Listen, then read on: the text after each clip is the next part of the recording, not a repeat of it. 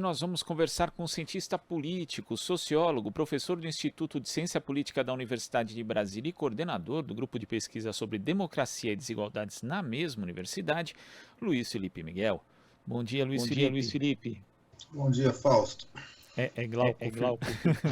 Desculpa. Imagina, tranquilo. Luiz Felipe, você lançou o livro Democracia na Periferia Capitalista, Impasses do Brasil, inclusive temos aqui um exemplar. E no livro você diz que o modelo interpretativo que não dê centralidade às desigualdades sociais, em particular aquelas que são geradas pelo capitalismo, ele vai estar fadado ao fracasso. Então, primeiro, queria que você falasse a respeito disso, né, que é algo que permeia bastante o livro, essa relação entre o conceito e a aplicação daquilo que seria um regime democrático com o princípio da igualdade. Pois é, Glauco. Muitas vezes a gente vê a democracia como sendo simplesmente uma forma institucional, uma espécie de regras do jogo em que a disputa política se resolve. Mas se a gente for ver como é que nasce a democracia, ela nasce das lutas dos grupos dominados na sociedade, a fim de que seus interesses, as suas demandas, tivessem algum espaço para serem ouvidas nos processos de tomada de decisão pública. Então, a democracia ela está extremamente ligada ao desejo por maior igualdade social, ao combate às formas de dominação existentes na sociedade. As democracias elas vão entrar em crise, como a gente hoje ouve falar, né, da crise global das democracias, seja com o avanço de governos de extrema-direita, governos autoritários, governos que não prezam minimamente pelos valores da democracia, seja pelo estreitamento do espaço em que a sociedade pode participar do processo de tomada de decisões, com a imposição, por exemplo, dessa ortodoxia econômica neoliberal, né, que, na verdade, tira da sociedade a capacidade de influenciar na política econômica, na gestão do Estado. Então, a democracia ela entra nessa crise, nesse refluxo, no momento em que esses setores, os setores dominados da sociedade, eles perdem força e perdem capacidade de pressionar para serem ouvidos no processo decisório. Por isso eu acho que existe uma relação muito clara entre o progresso da democracia e o progresso da igualdade social. Agora, quando a gente fala da democracia em países periféricos, em especial o Brasil, que é um dos campeões do mundo em termos de desigualdade, é nesse enfrentamento, ou nesse possível enfrentamento, às vezes até um pouco tímido, em relação a essa situação de desigualdade que acaba mostrando os limites do nosso arranjo democrático, Luiz Felipe? Sim, porque no Brasil a gente tem uma classe dominante que tem uma verdadeira alergia à igualdade, né? Nós temos uma classe dominante que se esforça muito para manter ao máximo as distâncias sociais. Eu acho que isso se refere também ao fato de que a nossa classe dominante, ela na verdade é uma classe dominante fraca, né? Ela internacionalmente, ela está submetida aos países centrais. Então ela tem que se afirmar internamente com essa distância social. O que faz com que mesmo medidas que seriam consideradas medidas muito tímidas, muito pequenas, para reduzir um pouco o grau de desigualdade no país, elas levam a uma reação gigantesca desses setores dominantes da sociedade brasileira. Isso é uma constante. Quer dizer, se a gente olhar o golpe de 64, o golpe de 64 se dá como uma reação exagerada, né, a medidas que o governo Goulart, na época, tentava implementar a fim de reduzir os padrões de vulnerabilidade dos setores mais pobres da população brasileira. E se a gente olhar agora o golpe de 2016 e o seu reflexo, que é o avanço do bolsonarismo, eles também são uma reação às políticas de redução da miséria e de ampliação um pouco dos horizontes de possibilidade dos setores mais pobres dos governos do PT. Então a gente tem uma classe dominante para quem a redução da miséria é vista como comunismo e leva a esse tipo de reação. Eles preferem liquidar com o que existe de ordem democrática a fim de impedir o risco de que essa participação política alargada que a democracia permite leve a políticas de redução da desigualdade. Inclusive, em relação a isso, a essas políticas que foram promovidas nos governos do PT, né, você menciona que ainda que elas não mexessem na estrutura do capitalismo brasileiro, na prática elas trouxeram muitos ganhos, né, principalmente às classes mais pobres, mas elas foram consideradas intoleráveis, mesmo assim, por parte da elite.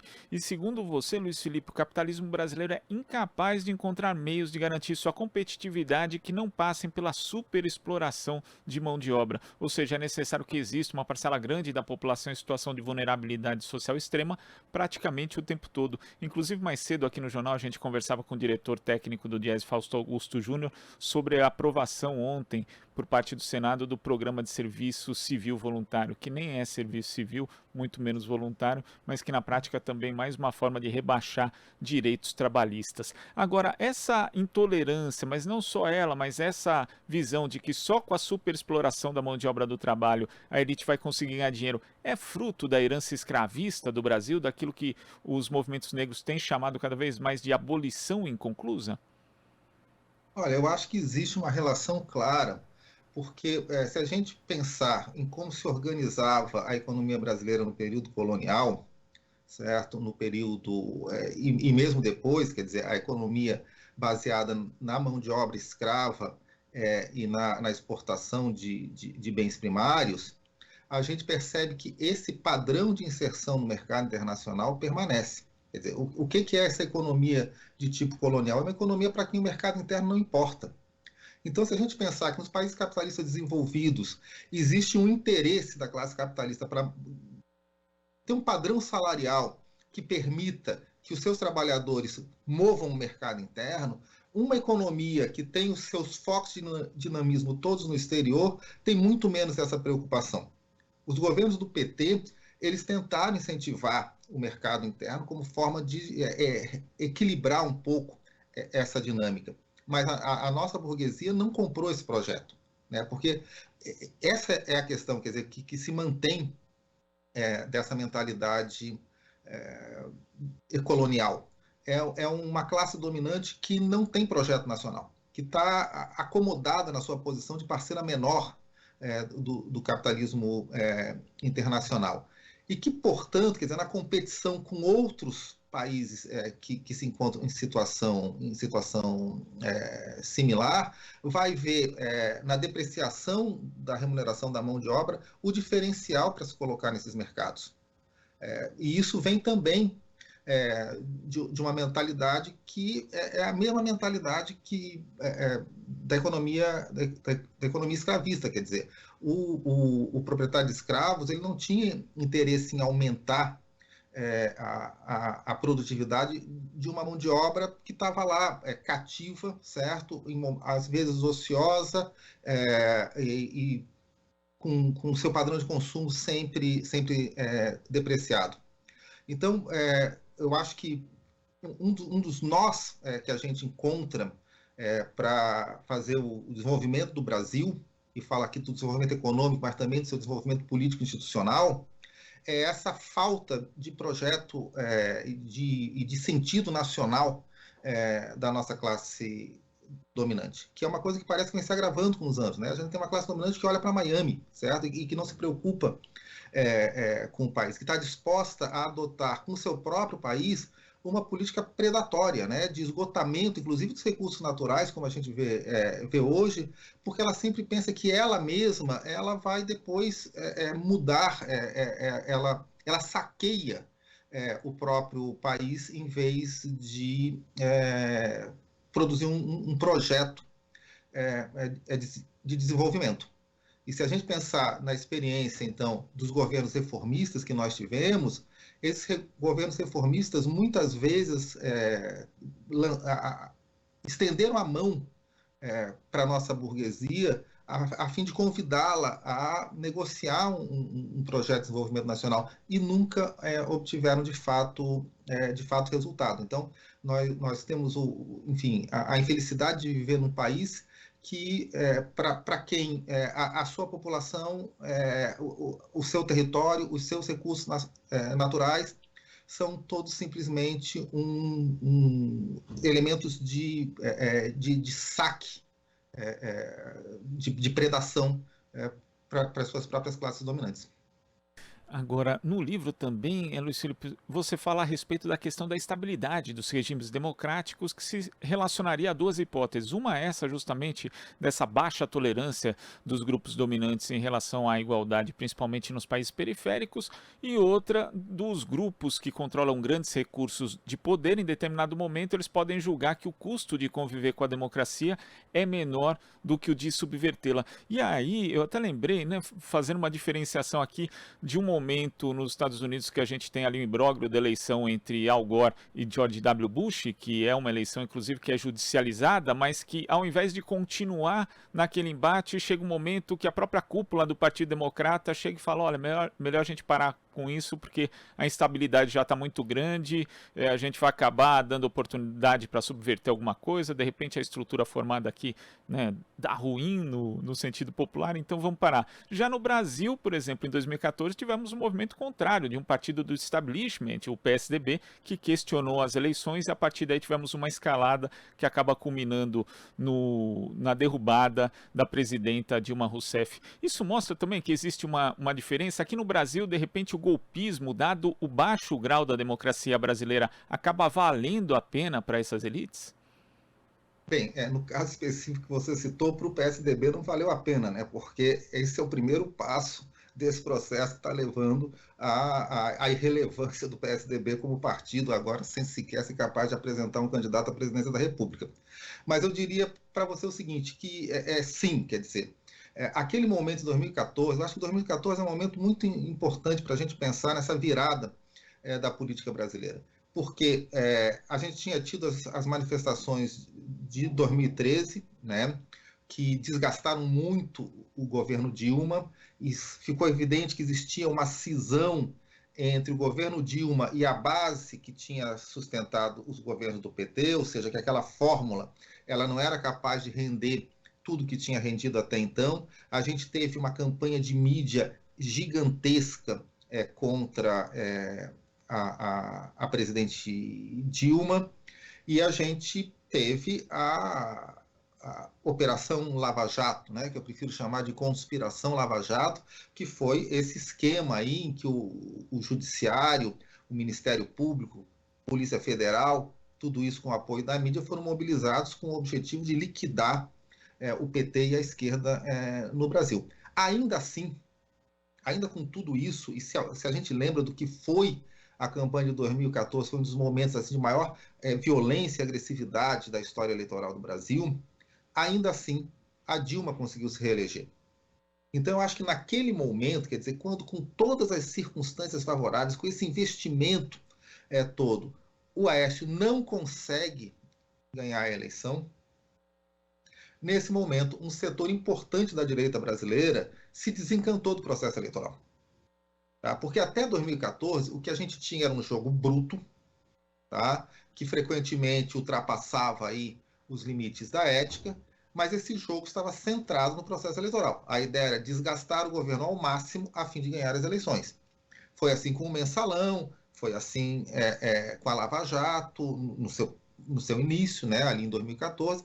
Então a ideia era, vamos usar os recursos que nós temos, vamos usar a mídia, vamos usar o dinheiro, vamos usar as novas tecnologias da informação para desgastar o governo e conseguir ganhar a eleição.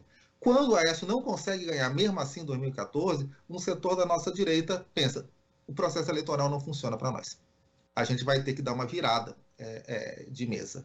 Então fica claro, quer dizer, que existe essa tentação do golpismo, quer dizer, que não existem, de fato, valores ou constrangimentos enraizados que fazem com que se julgue que não é admissível essa virada de mesa. Então, o que é o golpismo? O golpismo é, em 2016, a derrubada da Dilma sem, evidentemente, nenhum motivo legal que justificasse. O golpismo é o impedimento da candidatura do Lula em 2018, né, pelo Supremo, sob pressão militar, ou seja, retirando a legitimidade das eleições de 2018. Quer dizer, fica claro que a gente tem setores importantes, e aí nós temos setores da nossa burguesia, setores das Forças Armadas, em suma, dos meios de comunicação, vários setores das nossas elites, que julgam que quando os resultados se mostram desfavoráveis, eles impõem um poder de veto por cima das regras, mudando as regras do jogo. Infelizmente, e isso é uma das coisas que eu discuto um pouco no livro, a gente que julgava que a gente estava construindo uma democracia desde da Constituição de 88, que pouco a pouco iria se tornando mais sólida, iria se tornando mais estável e, portanto, mais próxima das democracias dos países mais desenvolvidos, o que a gente vê hoje é o contrário, né? São essas democracias consideradas consolidadas dos países mais desenvolvidos que estão se degradando e se aproximando do nosso padrão de democracia instável, errática e muito incompleta. Porque você citou o que aconteceu na eleição do George W. Bush, mas se a gente pensar agora nas tentativas do Trump de impedir a posse do Biden, a gente vê que lá eles estão adotando, se aproximando de um padrão de instabilidade, de desafio à institucionalidade e de golpismo mais próximo daquilo que nós aqui nos países periféricos conhecemos bem. Desdemocratização que você fala, né, Luiz Felipe, que antes o norte acabava apontando um pouco o futuro do sul, mas agora parece que é o contrário, né, pelo que a gente Exatamente. vê, inclusive já teve a experiência do Brexit na Grã-Bretanha, também a eleição de Donald Trump. Então é algo que na verdade é geral, e no caso específico brasileiro, Luiz Felipe, você fala também que depois, como você mencionou no início de resposta, o golpismo na verdade que foi alimentado pelo PSDB acabou beneficiando Jair Bolsonaro, e você cita que Jair Bolsonaro na verdade não é causa, ele é na prática um sintoma. Então eu queria que você falasse a respeito desse substrato que permitiu não só a eleição de Jair Bolsonaro, mas o fato dele continuar como um candidato competitivo, mesmo com um desastre social e econômico que vive o Brasil, sob qualquer prisma, né? Só a gente pegar qualquer dado, inclusive fazer uma comparação com outros países, e o Brasil não conseguiu avançar em nada nesses últimos anos, mas mesmo assim Bolsonaro continua como um candidato razoavelmente competitivo. Queria que você falasse a respeito disso, dessa base que permitiu que ele chegasse ao Planalto e que ainda continue lá. Olha, o que eu entendo é que a direita tradicional, né, o DEM, o PSDB, no processo de desgaste e derrubada dos governos do PT, eles julgaram que colocar na rua, dar espaço para essa extrema-direita hidrófoba, seria algo conveniente, né? Eles dariam uma certa agressividade à campanha, ajudariam a colocar a esquerda na defensiva, mas julgavam que depois eles recolheriam essa extrema-direita de volta para os seus canis e assumiriam o poder. Se a gente pensar no golpe de 2016, foi isso que aconteceu. Né? Então, essa extrema-direita estava nas ruas, estava pedindo intervenção militar, estava com um discurso próximo do fascismo muito, muito forte, mas assume o Temer, e o Temer coloca aquele ministério aí de velhas raposas da política conservadora de sempre. Não é o bolsonarismo que chega ao governo depois do golpe de 2016, é a velha direita tradicional, PSDB, DEM e seus parceiros. O que acontece é que nesse processo, embora essa direita tradicional tivesse a força no Congresso, nos meios políticos institucionais, o discurso das ruas foi o discurso do Bolsonaro. Né? O discurso do antipetismo ele foi assumindo esse matiz ultradireitista com muita clareza. Né? Então, esse discurso de uma meritocracia estrita que exila qualquer forma de solidariedade social, essa visão da sociedade como uma competição permanente, esse punitivismo extremado que afirma que os direitos têm que ser, na verdade, abolidos.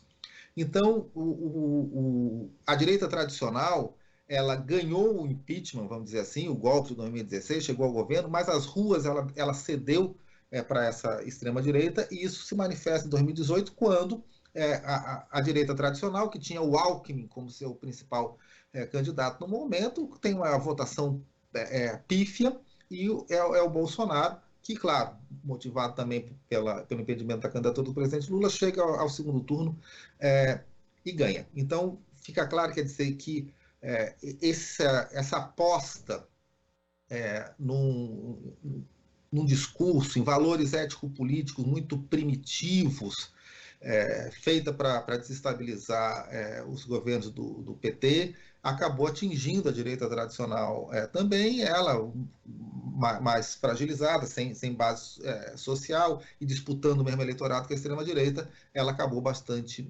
prejudicada.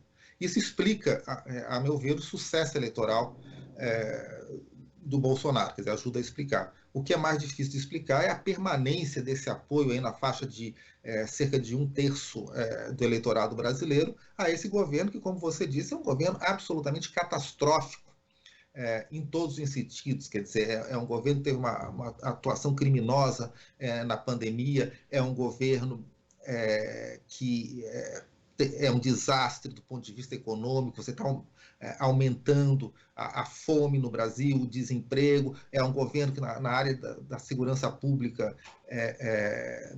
nós temos aí a mais recente chacina do Rio de Janeiro para mostrar a barbárie das políticas de segurança pública, e é um governo corrupto, né, como vários escândalos têm demonstrado. Como é que a gente explica que, mesmo assim, esse governo beneficia quem? Esse governo beneficia meia dúzia de milicianos. Esse governo ele é instrumentalizado para beneficiar, em primeiro lugar, a família Bolsonaro e nada mais, beneficia meia dúzia de milicianos e um pequeno setor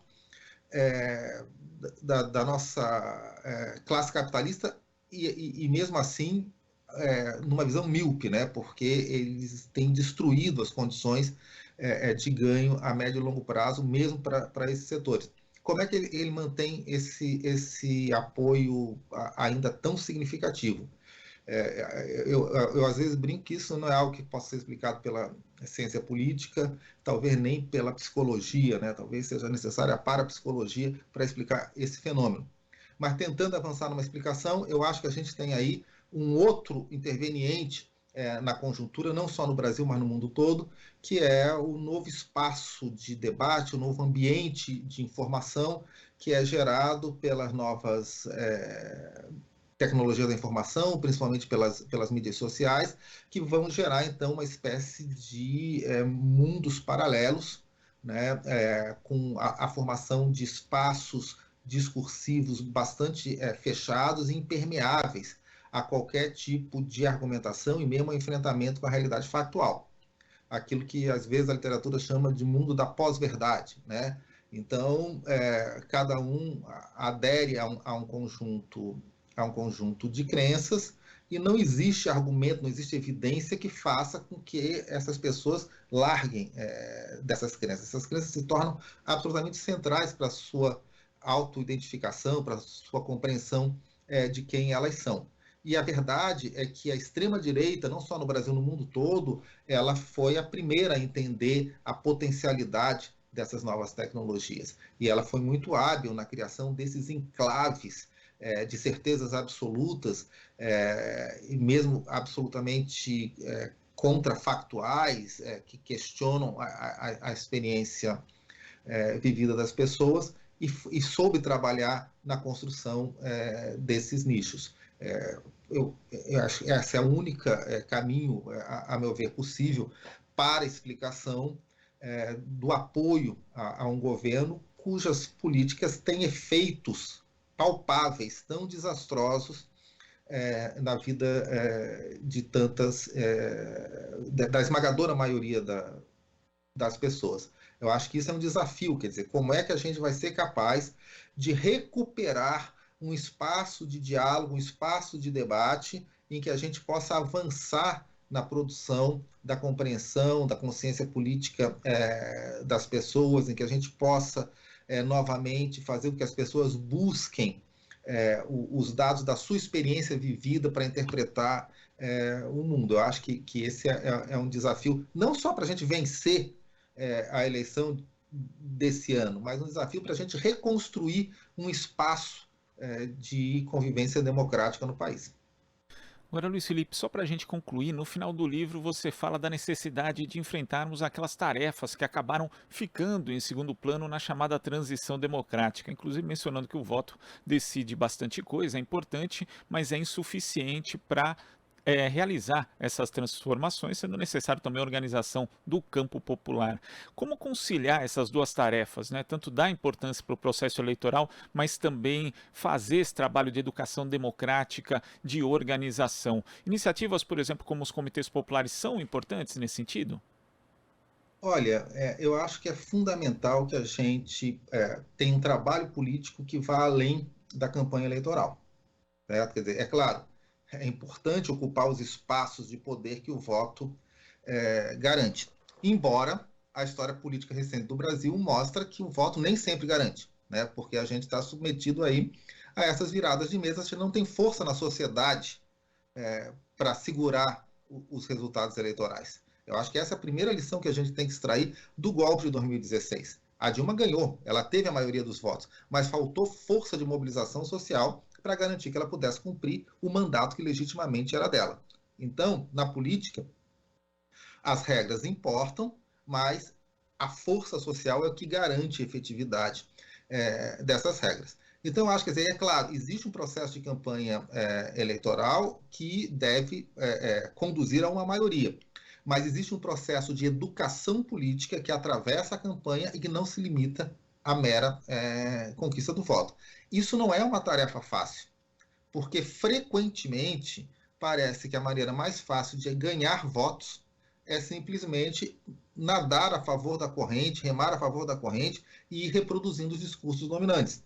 Ao passo que a tarefa de educação política exige frequentemente se contrapor a esses discursos dominantes. Eu acho que é importante, claro, se a gente tiver uma campanha para as eleições com maior espaço de ativação popular, com comitês que não sejam simplesmente comitês para distribuição de camiseta ou de adesivo, mas que sejam comitês que impliquem em reflexão política, isso é importante. Mas é importante também reativar os espaços nos sindicatos, os espaços nas associações de moradores, os espaços nos diferentes movimentos sociais, os espaços nas organizações estudantis, como espaços de reflexão política coletiva. Porque a educação política, ela não é uma educação no sentido de você receber conhecimento, é uma prática.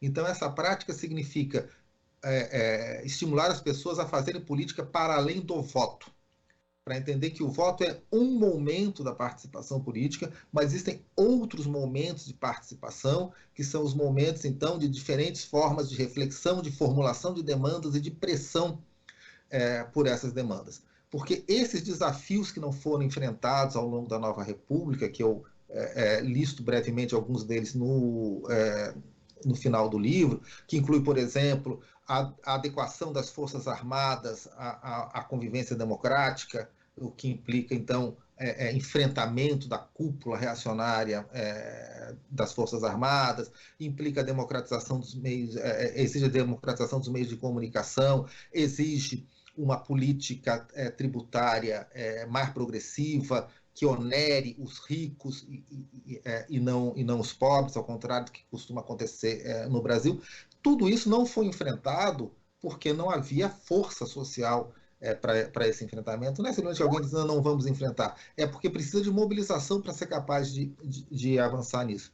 Agora, se a gente não avançar nessas tarefas, a gente vai ter sempre um regime democrático meio capenga. Certo? Porque a gente não vai estar desfazendo esses grandes nós, que são os nós que impedem o avanço e a estabilidade da democracia brasileira. Quer dizer, como é que a gente vai ter um regime democrático estável se aqueles grupos que concentram a força física, o poder armado, que são as Forças Armadas, elas se colocam abertamente contra a democracia, elas julgam que devem tutelar as decisões populares, elas se aliam a visões claramente antipovo, claramente reacionários, como é o caso das Forças Armadas brasileiras hoje. Então a gente tem que ter esse enfrentamento. Agora, não dá para ter esse enfrentamento sem ter força na sociedade capaz de garantir que dentro dos espaços da política institucional, essas conquistas possam ser garantidas. Então, quer dizer, se trata de, ao mesmo tempo, entender a importância da participação política institucional, mas também de entender a necessidade da mobilização política na sociedade. Não é fácil equilibrar as duas coisas, né? Quando a gente está no momento eleitoral, por exemplo, ele tende a sugar todas as nossas energias e parece que o único objetivo é conquistar os votos. E muitas vezes, mesmo nos setores da esquerda, existe uma certa ilusão, a gente vê isso hoje, de que se a gente consegue, então, recolocar na presidência da República, em outubro, um governo comprometido com a democracia, um governo mais progressista, que a gente fez o nosso trabalho, mas não é isso.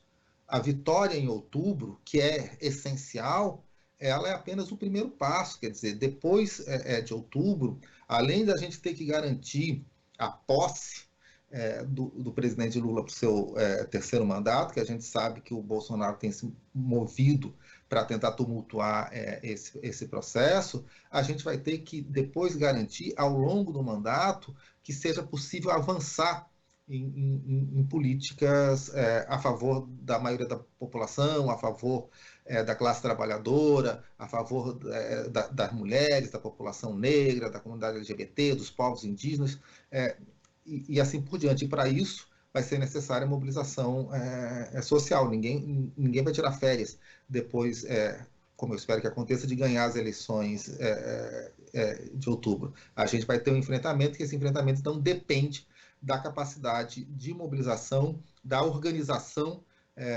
do campo popular. Uma tarefa árdua e longa também. Luiz Felipe, queria agradecer demais a sua participação aqui no Jornal Brasil Atual de hoje, e quem acompanha a entrevista, fica a dica aqui do livro Democracia na Periferia Capitalista, Impasses do Brasil, da Autêntica Editora. Até a próxima, Luiz Felipe. Obrigado, Glauco. Abraço. Abraço. Conversamos aqui com o cientista político e sociólogo Luiz Felipe Miguel. Você está ouvindo Jornal Brasil Atual. As notícias que os outros não dão.